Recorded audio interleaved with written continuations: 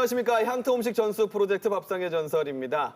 6월 호국 보훈의 달을 맞아서 한국전쟁이 남긴 음식이라는 주제로 오늘과 다음 주 2주에 걸쳐서 저희가 전쟁 음식 이야기를 나눠볼까 합니다. 추억의 밥상 소환해 주실 선생님들 모셨습니다. 정계임, 김영목 선생님 모셨습니다. 어서 오십시오. 반갑습니다. 네, 박정근 선생님이랑 김유경 기자님 모셨어요. 어서 오세요. 네, 반갑습니다.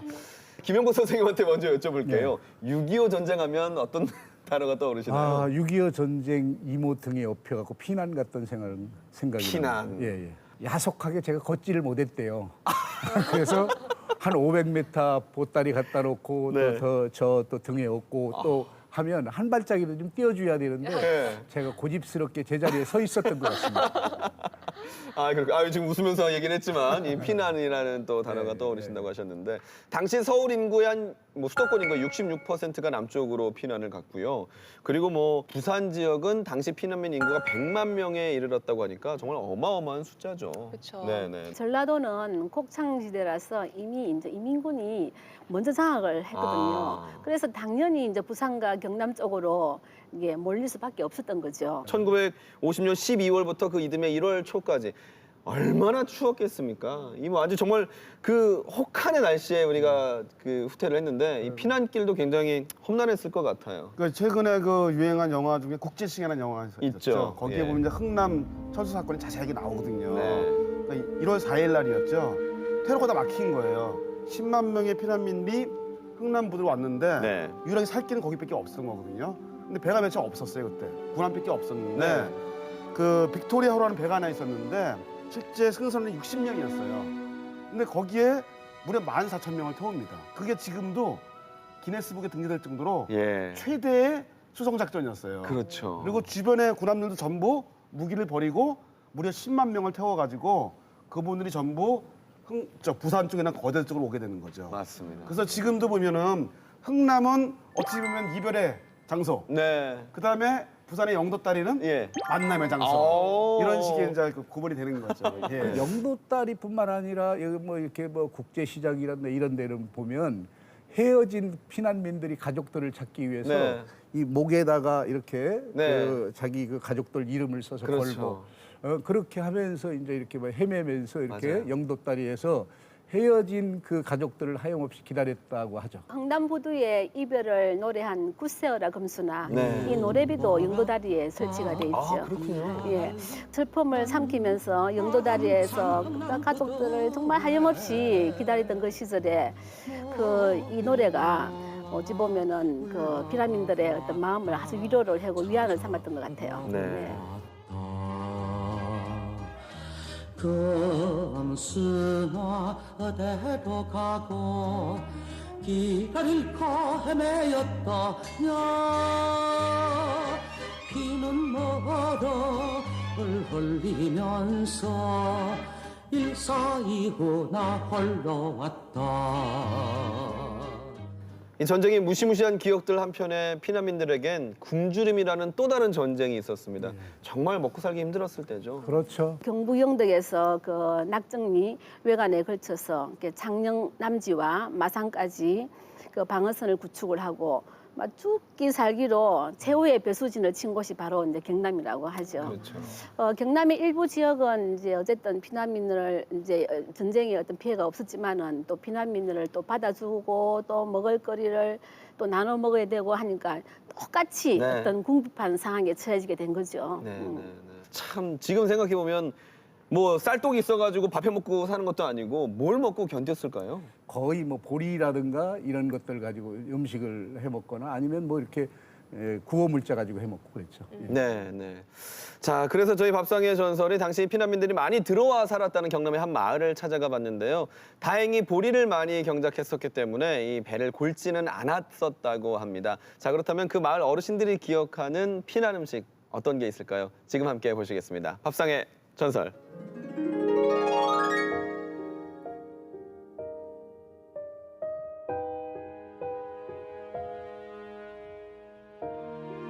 여기 보리밖에 안 심었어. 지금은 저런 하우스들이 많이 있지만 그 당시에는 그런 게 전혀 없었다 이거. 보리를 하는 게 많았어. 개떡 같은 것도 해가 장 담아 먹고. 먹을 게 없으니까 그걸 이래 볶아서 이 신화당 그 삿갓에 그 선 안 넣어가지고 볶아가 아들이 그거 찌 먹고 막 옛날에는 먹을 게 있노? 아무것도 없는데 보리쌀 없으면 뭐 죽는 줄 알았지 뭐. 보리 깐부기도 먹고 입 시커멓게 다녔다가. 아, 그래요? 네, 보리 깐부기. 보릿고개 있었잖아요. 그래서 이제 그때는 이제 보리에서 보리 이삭 주워가지고 따가지고 그러니까요. 그렇게 해서 먹기도 해요.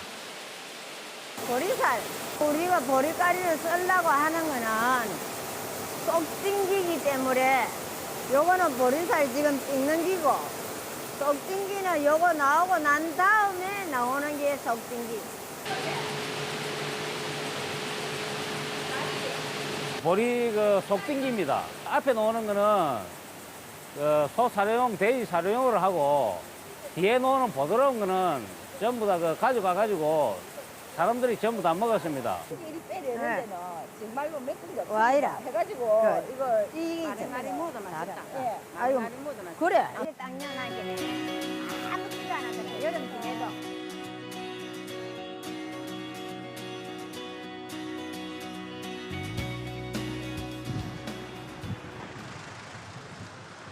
이래가 맞춰서 뭐 이게 나오는 게. 다방에서 갖고 왔는데 또 왜 채에다가 친 그때는 끌티가 있었다. 기계가 별로 안 좋고. 미끼 밑에 내려간 것만 이것만 이제 이거 됐겠다. 그래요. 예전에는 쌀에도 막 돌 들어있고 그랬었잖아요.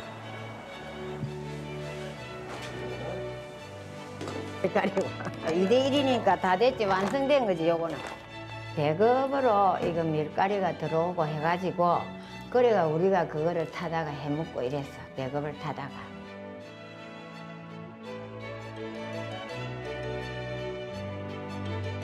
저거를 바로 찌면 보리 개떡 되잖아. 아, 그러니까. 예. 이렇게 만드는 거군요. 진짜. 이름이 개떡이라서 그렇지 맛은 좋아요.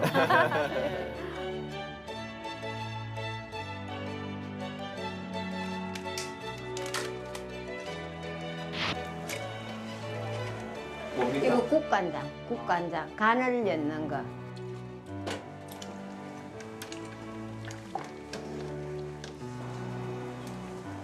옛날에는 바쁘기도 바쁘고 먹고 살기도 어렵고 해가지고 여러 가지를 넣을 수가 없었습니다. 다시도 그렇고.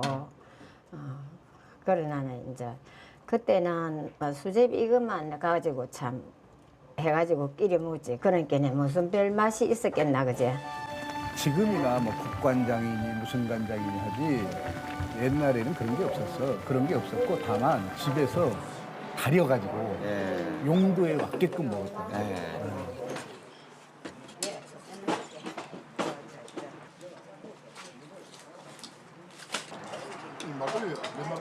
가루도 그때는 원조해가지고도 많이 해먹고 그때 상당히 좀 그렇게 생활을 했죠. 옛날에 참 이게 맛이 있었는데 어제 밀가리라도 좋은 밀가리를 넣거든요. 옛날에는 먹을 게 없으니까 죽도 사도 못해서 먹는 거예요. 맛이 없어도 먹어야 되고 달기 위해서 그래 먹는 거예요. 맛있다고 하시는 어르신들은 별로 없으시네요. 그냥 배고프니까 먹었지 하시네요, 다들. 되게 껄끄럽거든.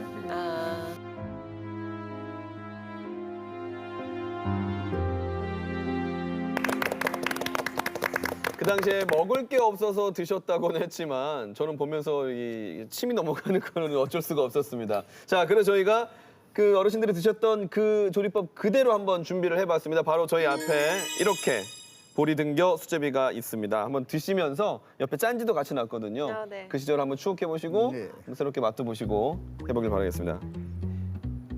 아, 일단 이 색깔 자체가 우리가 먹는 그런 하얀색 밀가루 수제비가 아니기 때문에 색깔 자체가 좀 달라요.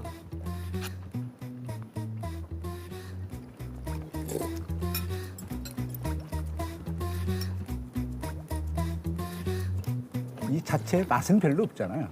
근데 옛날에는 그래도 여기에다가 이제 감자 같은 거를 넣어가지고 많이 끓여서 배고플 때니까 그래도 이 보리등교 그 수제비를 아주 맛있게 먹었죠.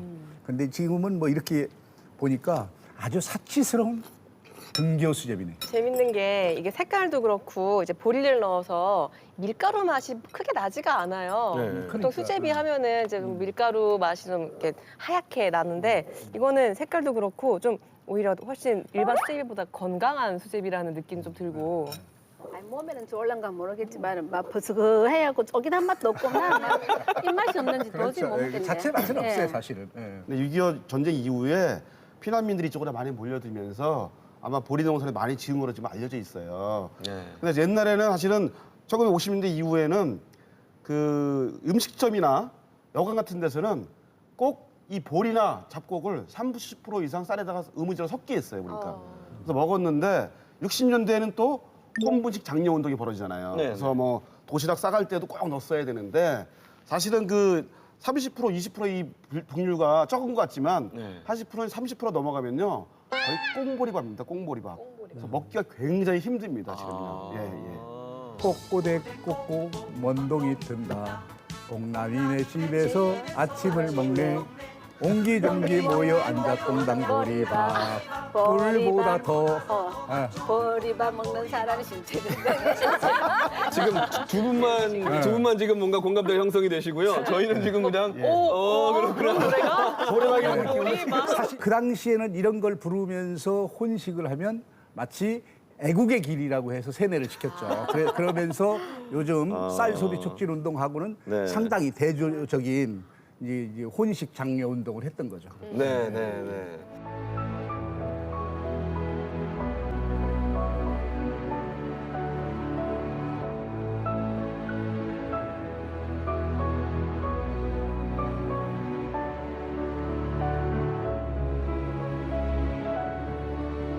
그래서 1953년 7월 27일에 3년간에 걸쳤던 한국전쟁이 끝이 나게 됩니다. 휴전협정이 체결되면서 그다음부터는 재건과 원조 활동이 이어지는데 그러면 그때부터는 조금 사정이 나아졌나요? 그러나 뭐 그때도 뭐 그렇게 사정이 나아질 수는 없고요. 그래서 그때도 뭐 여전히 힘들었죠. 왜냐하면 이제 그 피난 갔던 사람들 다 되돌아오고 또 해외에 나갔던 동포들도 이렇게 돌아오면서 이제 생필품 품귀 현상이 일어나기도 하고 또 연료가 부족하고 뭐 그래서 그러다 보니까 뭐 그 당시에는 일어나서 어른들 만나든 누굴 만나든 하면 진지잡수였습니까? 아, 식사했습니까? 아니면 밥 먹었냐?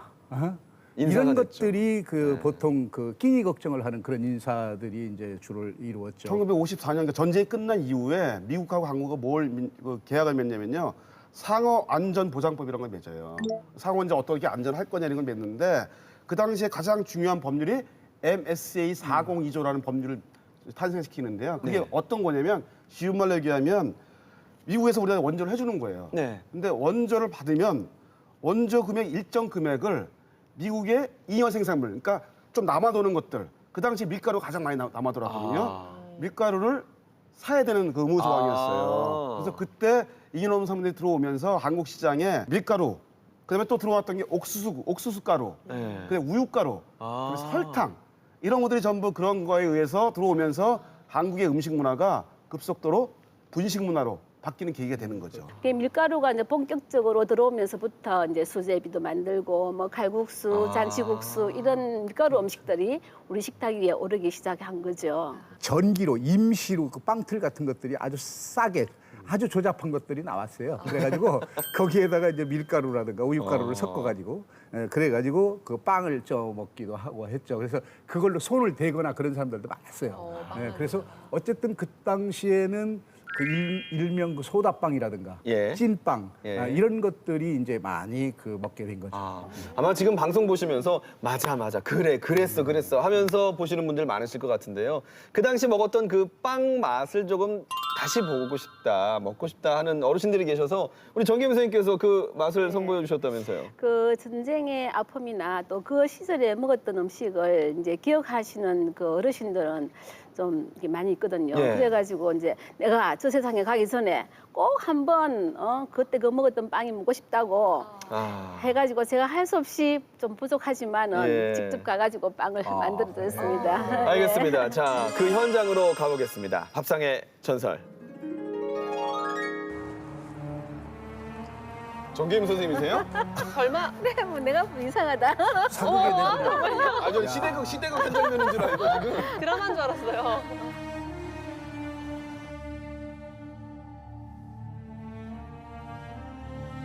아이고. 야, 아픈 기억입니다. 네, 아픈 아픈 기억을. 기억이에요.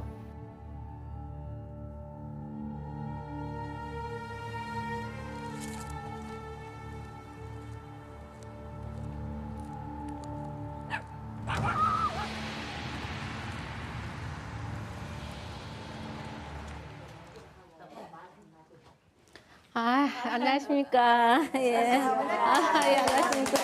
예. 그럼 다 피난 세대시네. 예. 야. 빈트가 하나 있었는데 우리 집 앞에 그 빈트가 있었는데 짜는데 막뻥 해가 불이 막 집 날아가는 줄 알았어. 그래갖고 제가 이 떨어진 게 죽은 게인가 사는 게 모르고 알았냐. 똥 ጨ어야 돼. 그때까지 똥 ጨ었는데 대가리는 머리는 밑으로 가고 들고 이리로 가는데 울어서 난리. 지한대라 사면서 와가지고 그 집 부잣집인데 그 사람들 막 불러내가 총살한다 하고 막 너무 무섭더라고. 저녁 되면 막 불러 꺼놓고 우리는 가만히 있었어. 그 생각하면은 진짜 겁나지 그때 사실. 피난 다 갚이고 나면 뭘 먹고 사시는지 참 어떠시던 게 있었습니까? 먹을 거는 대충 준비를 해가지고. 예. 미국에서 우유가루가 많이 들어왔거든요. 그래 그걸 갖다가 배급을 주면은 그걸 갖다가 옛날 같으면 우리 어릴 때 팬도 안 있습니까? 그다가 가루를 넣어가지고 찌는 기라 얘.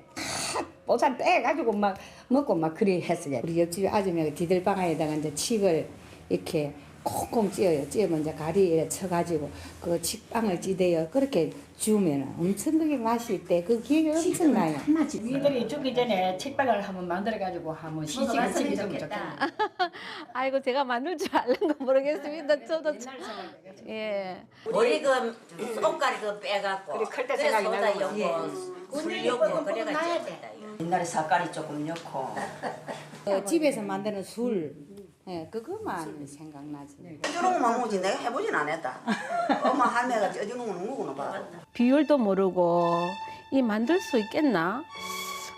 소다가 들어가서. 그러니까 직접 만들어 보신 분들은 아닌 거예요. 다들 그냥 먹어보기만 해봤다. 엄마가 만들어준 걸 드셨던 그렇죠. 기억만 있으신 거죠. 그때는 명인 보통 선생님 뭐 아니면. 5살, 그러니까요. 7살 그런 나이일 이야. 거예요. 칡이 이제 요거는 수칡이고 예. 요거는 이건 암치. 암칡이고 색깔이 벌써 틀린다 그죠? 예, 이 수칡은 약간 좀 검수하고 암칡은 약간 좀 밝은 색을 띠는데 수칡은 맛이 없다고 안 먹고 암칡이 땀도 많이 나오고 부드럽고 연하고 가루도 많이 나온다고 이제 암칡을 많이 쓰는데 암칡으로 예.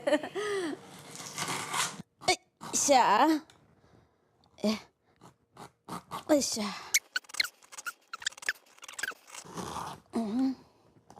아이고야, 시기 힘들어. 땀 난다.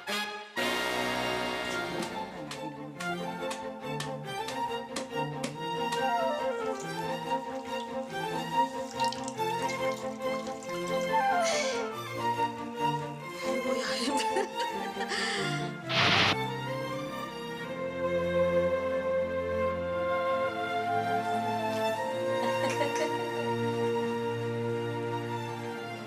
제가 소다 넣은 빵을 처음 해보거든요. 아니 소다가 이 부풀리는 이제 역할을 하는데 이게 잘 부풀어질까요? 근데 이제 옛날에 우리가 할 때는 이 소다를 넣으면은 이제 왜 소다를 넣냐면 이제 소화 잘 되라고 엄마가 소다를 넣는다. 소화 잘 되라고. 밀가루는 원래 소화가 안 된다고. 그래서 이제 소다를 넣는다 하대요. 6.25 뭐 전쟁이 이렇게 그때 태어났지만 제가 한 5살 정도, 이래 6살 정도 때는 이렇게 거기 쪄을 주면 엄청 맛있더라고요.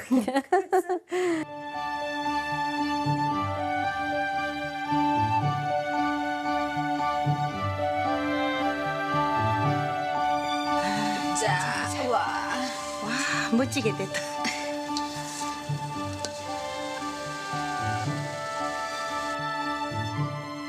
우와, 야, 잘 부풀었네, 그죠? 성공. 야, 다행이다. 걱정을 엄청 했는데.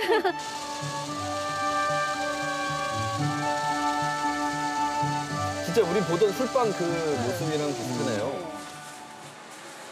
자, 한 잔씩 해서. 그 칡즙은 많이 넣어서 게 씁쓸이하기입니다. 어쨌든 간에.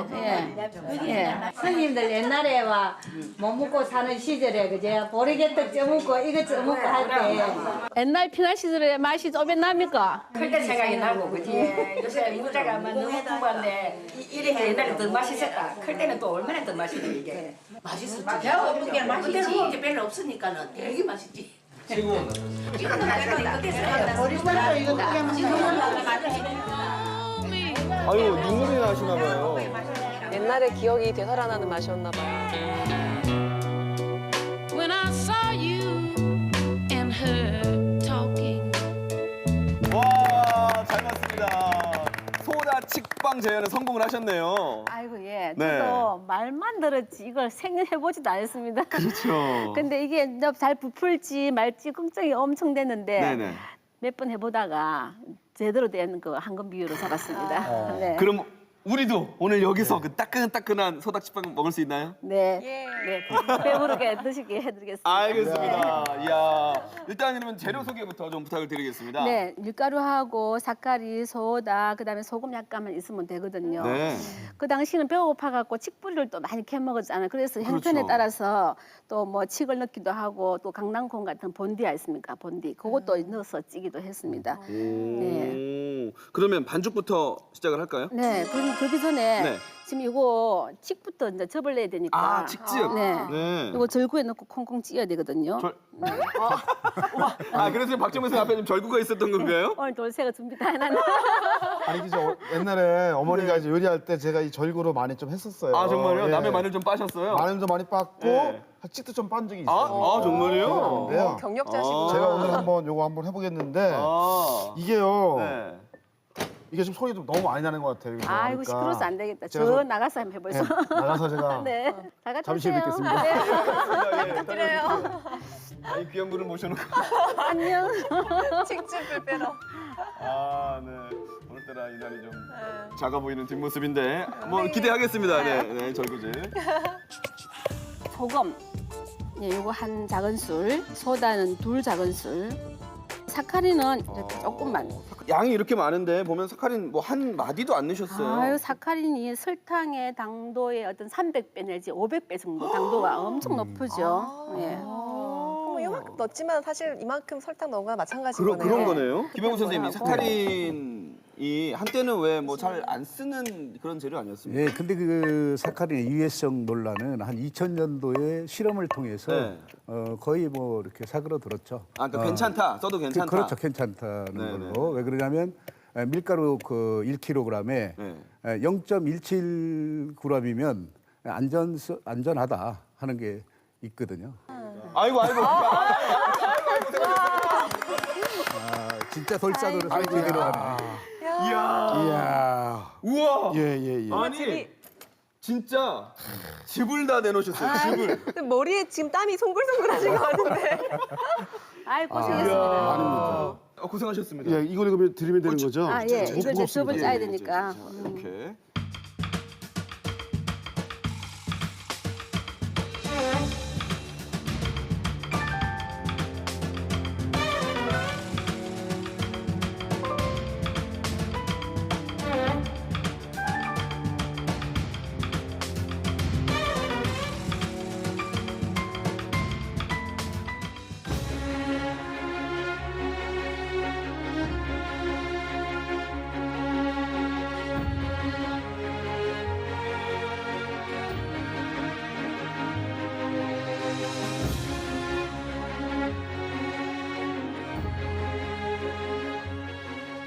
밥상의 전설 시작한 이후 빵이 등장한 건 처음인 것 같습니다. 스튜디오에서 빵을 직접 만들어 주셨는데 아주 빵빵하게 부풀어 오는 모습이랑 또 이 고소하고 구수한 냄새 때문에 저는 입에 침이 고였습니다. 네, 한번 드시면서 말씀을 좀 나눠보도록 하겠습니다. 네, 그냥 이렇게 뜯어 먹으면 되는 거죠? 네. 어우, 야, 이게 굉장히 쫀득쫀득한데요? 탄성이 있어요, 네. 탄성이. 그럼 칡이 들어갔다 보니까 더. 아, 칡. 그러니까 아, 약간 쓴맛이 나네요, 보니까. 사실은 지천으로 널려 있는 게 칡이었거든요. 네.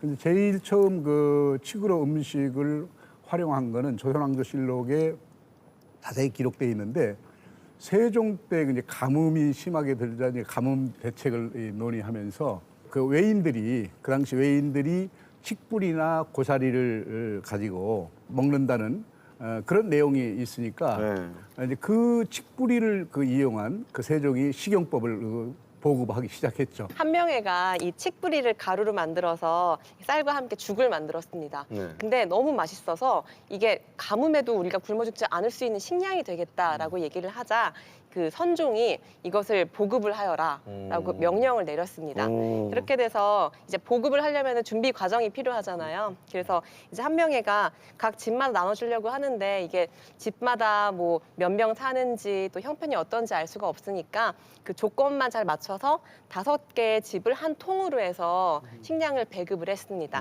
네, 그렇게 해서 나온 게 오가 작통법입니다. 오. 5개의 집을 한 통으로 해서 그렇죠. 우리가 식량을 배급한다. 그렇게 해서 지방 행정의 그 이제 기초가 되었죠.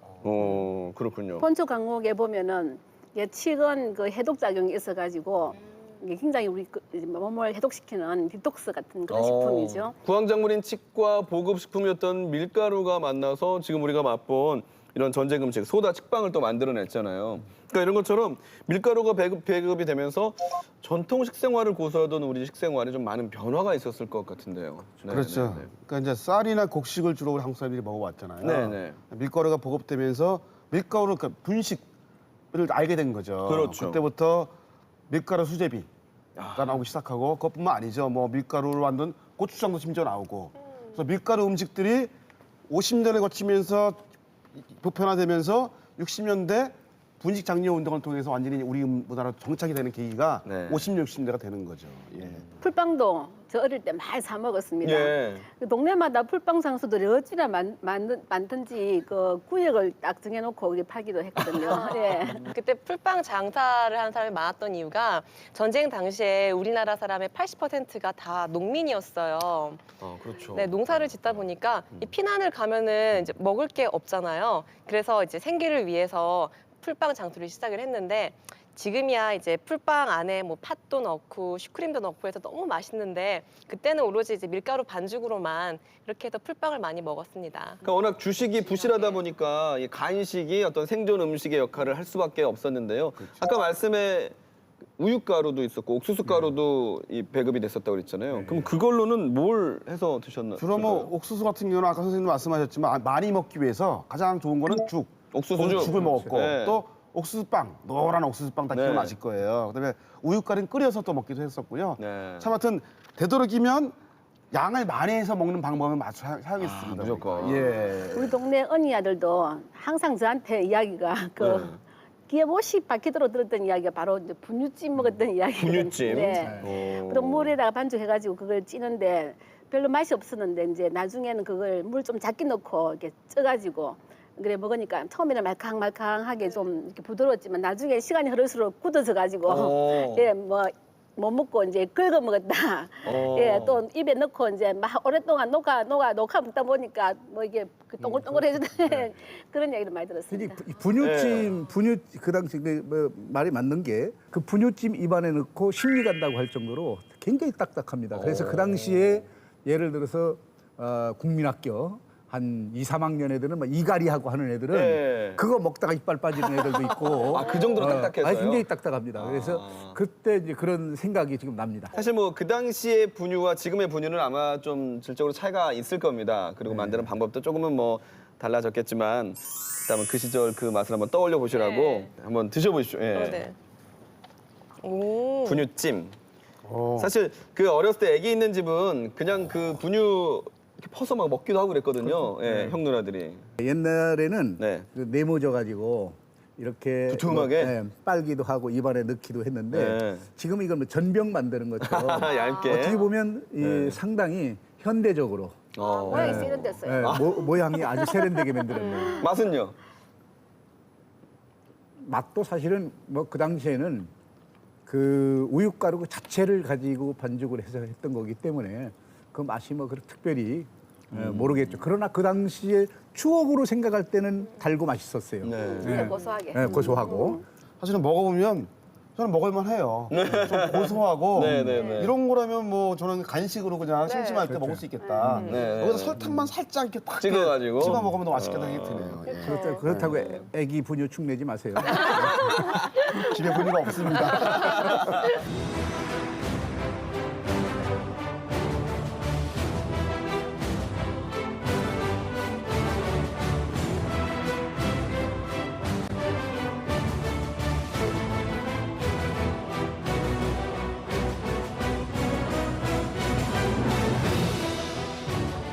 오늘 한국전쟁 남긴 음식들에 대한 얘기를 해봤습니다. 어떻게 보셨습니까? 원조를 통해 들어온 이 재료들로 우리 식생활의 지형을 바꿔놓았던 한국전쟁.